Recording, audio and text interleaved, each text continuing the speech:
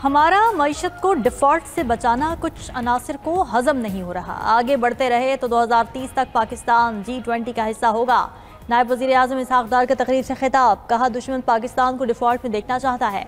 मुल्क को आगे लेकर जाना हम सब की मुश्तरका जिम्मेदारी है।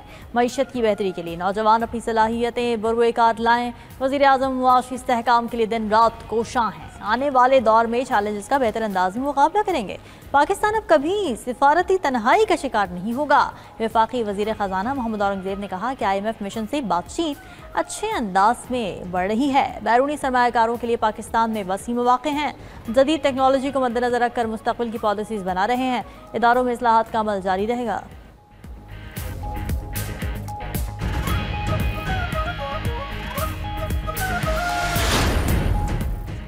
7 अरब डॉलर के कर्ज प्रोग्राम की अगली किस्त के लिए मुज़ाकरात। IMF वफ़द और पाकिस्तानी हुकाम के दरमियान पॉलिसी मुज़ाकरात का बाकायदा आगाज़ हो गया। वज़ारत ख़जाना में अहम बैठक। वज़ीर ख़जाना मोहम्मद औरंगज़ेब समेत मुआशी टीम की IMF वफ़द को ब्रीफिंग। चेयरमैन FBR राशिद लंगलिया भी शरीक। वज़ारत ख़जाना की जानिब से जुलाई से फरवरी तक मुआशी इशारियों पर तफसीली ब्रीफिंग। अहदाफ के असूल से आगाह किया गया। IMF वफ़द को ज़राअत और प्रॉपर्टी सेक्टर में टैक्स इस्लाहात से भी आगाह किया जाएगा। मुज़ाकरात के दौरान IMF वफ़द आइंदा माली साल के बजट के लिए तजावीज़ देगा। इक़्तिसादी जायज़ा मुज़ाकरात 15 मार्च तक जारी रहेंगे। मुज़ाकरात के बाद वफ़द पाकिस्तान को 1 अरब 10 करोड़ डॉलर की अगली किस्त जारी करने से मुतल्लिक़ सिफारिशात मरतब करेगा।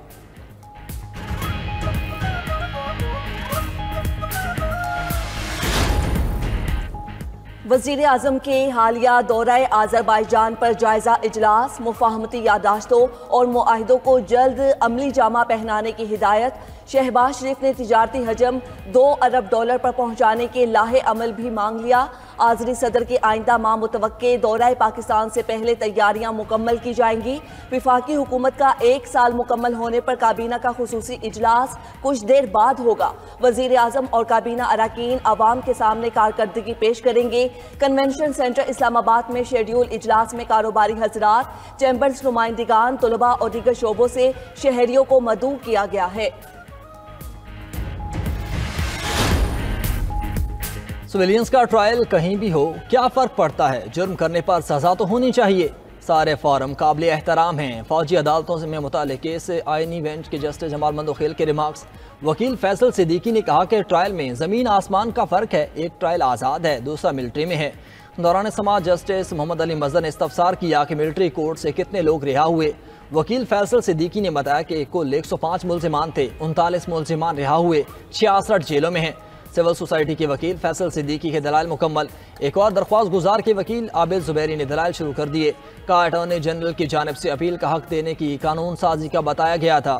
जस्टिस जमाल मंदोखेल ने कहा कि क्या अटॉर्नी जनरल ऐसी अंडरटेकिंग दे सकता है जो कानून में ना हो। अदालत ने मजीद समाअत कल तक मुलतवी कर दी।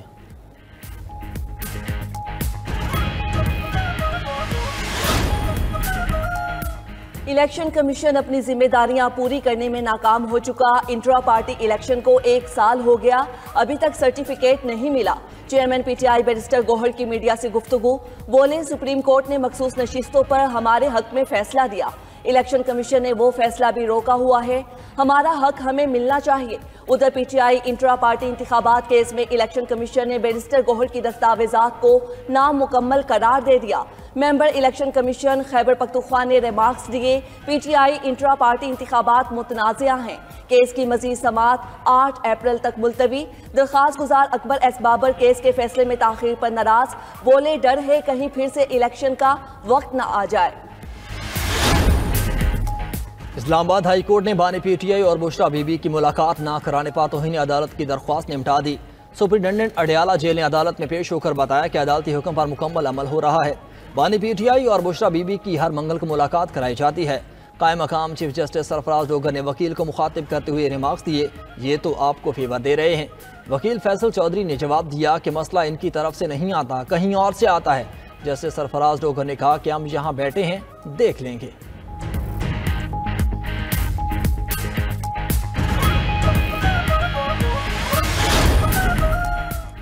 बानी पीटीआई और बुशरा बीबी को जेल में खाना ना देने का बयान मन घड़त है। वजीर इत्तलात पंजाब असमा बुखारी का कहना है कि दोनों मियाँ बीवी को मामूल के मुताबिक खाने पीने के लवाजमात मुहैया किए जा रहे हैं। बानी पीटीआई को हफ्ते में 3 रोज गोश्त, सब्जियाँ, दालें, चिकंदर का जूस मिल रहा है।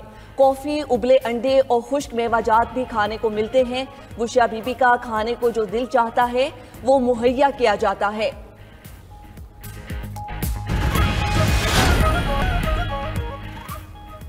पंजाब हुकूमत का शानदार इकदाम, 170 सयाहती मकामात और ट्रेल्स की तामीर और मरम्मत और बहाली की मंजूरी।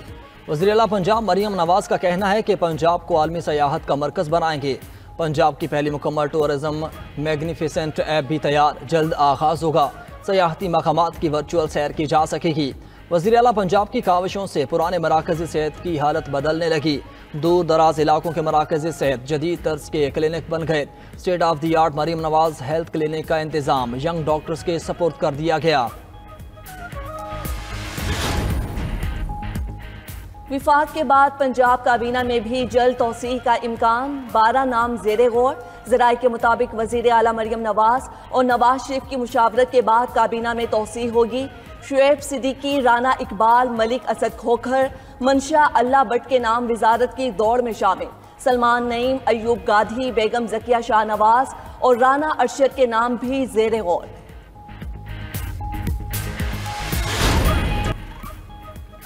कनाडा, मेक्सिको और चीन पर टैरिफ के नफाज की घड़ी आ गई।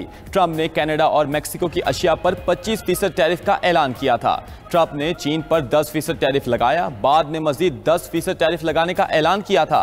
ट्रंप ने कहा कि टैरिफ से बचने का रास्ता नहीं बचा। उधर चीन की भी जवाबी इकदाम की तैयारियां। चीनी मीडिया के मुताबिक चीनी अमरीकी ज़राई बरामदात को निशाना बना सकता है। अमरीकी ज़राई मसनूआत की सबसे बड़ी मंडी चीन है। 2024 में चीन ने 29.25 अरब डॉलर की अमरीकी ज़राई मसनूआत दरामद की थी। टैरिफ के नफाज से अमरीकी स्टॉक मार्केट में बदतरीन मंदी। सरमाकारों ने अफरा तफरी में बड़े पैमाने पर हिस्से फरोख्त कर दिए। डाउ जोन इंडस्ट्रियल इंडेक्स 650 पॉइंट्स गिरकर 43,191 पॉइंट्स पर आ गया। नास्टेक टेक्नोलॉजी इंडेक्स 500 पॉइंट्स की मंदी से 18,350 पर बंद।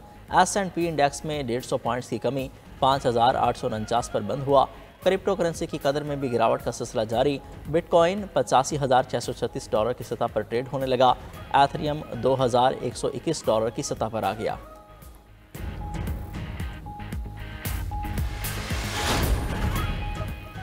रूस के साथ जंग बंदी बहुत दूर है। अमरीकी सदर डोनाल्ड ट्रंप के यूक्रेनी सदर पर फिर तनकीद। बोले ज़ेलेंस्की अमरीकी हिमायत के बगैर अमन नहीं चाहते। अमरीका ज्यादा देर बर्दाश्त नहीं करेगा। यूरोप ने भी ज़ेलेंस्की को साफ कह दिया कि वो अमरीका के बगैर काम नहीं कर सकते। दूसरी जानिब बरतानवी वजीर आजम ने अमरीकी सदर को मुखलिस रहनुमा करार दे दिया। पार्लियामेंट से खिताब में केयर स्टार्मर ने कहा कि अमरीकी सदर यूक्रेन में अमन के लिए मुखलिस हैं। यूक्रेन का मुस्तकबिल बरतानिया की कौमी सलामती के लिए अहम है। रूस बरतानिया के लिए खतरा है।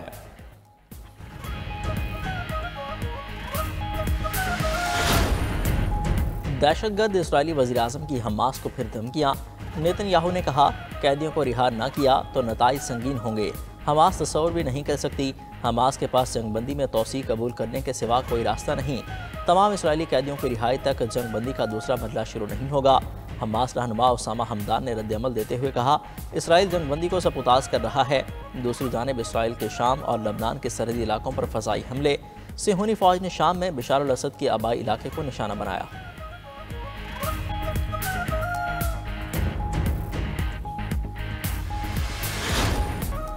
ओपेक की तरफ से पैदावार बढ़ाने के ऐलान पर खाम तेल के नर्ख गिर गए।